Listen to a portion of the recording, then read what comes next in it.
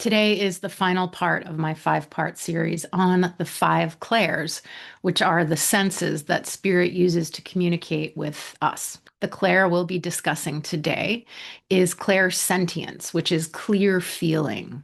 And this usually expresses itself through emotional experience. Mediums, intuitives, and all of us will have a kind of empathic response to both one another. We will feel how other people are feeling in our body and to spirit itself. That can mean that we are experiencing the illness that a spirit passed from. That doesn't mean, of course, that we have contracted the illness, simply that we will have the experience in parts of our body that were affected by the illness in the body of the spirit when the spirit was in the body. So, for instance, if a person passed from a brain tumor, a medium will sometimes feel pain in the head while giving a reading and will say that, and that will usually validate that the energy that is present passed from a brain tumor or from some kind of brain injury. We also can experience the emotions of spirit energies. If there was great joy in that energy's life, we will be able to feel and notice a sense of elation that the energy may have experienced when in the body. And if there was great sadness for that person, we will be able to experience sadness in the moment while giving a reading. So that's all just to say that clairsentience is about being able to validate the presence of a spirit energy by being able to describe physical sensations that can be applied to that energy when that energy was in the body. And again, this doesn't just pertain to spirit communication, it can also pertain to our experiences with one another. Empaths often have the experience of knowing how another is feeling just by the energetic vibration that they feel around the person that they are communicating with.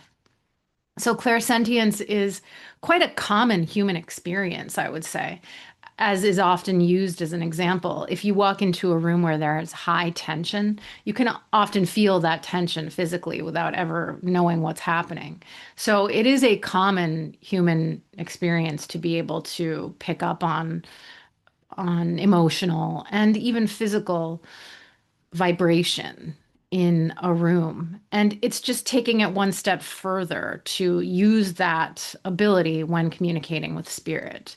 And as always, the best way to expand that sense is through meditation and through practicing at medium circles, which I know I've repeated over and over, but I do host a free weekly psychic medium circle on Meetup, and I always share the link in the comment section.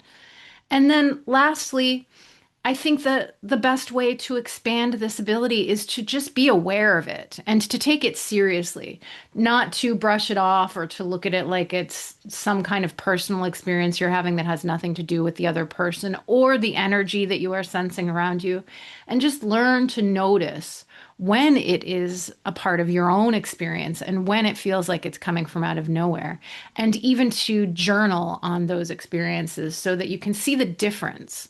Notice the difference between your own personal emotional reaction and an emotional reaction that feels like it's coming from outside of you. And when you start to do that, you will start to see that there is a difference. And then when you're delivering readings, you'll be able to tell that, for instance, the nervous energy you're feeling has nothing to do with you and your giving of this reading, but rather has to do with the spiritual energy that you have become aware of in the moment for the sitter. So that was the final part of my very brief series on the five clairs. There are most likely many more clairs that we did not get into, but it's commonly accepted that there are particularly five that spirit uses most commonly. So that's what we focused on. And I appreciate your watching and your interest in developing your own abilities. If you enjoy my videos, please like and subscribe because it helps me very much to get them seen. Thank you.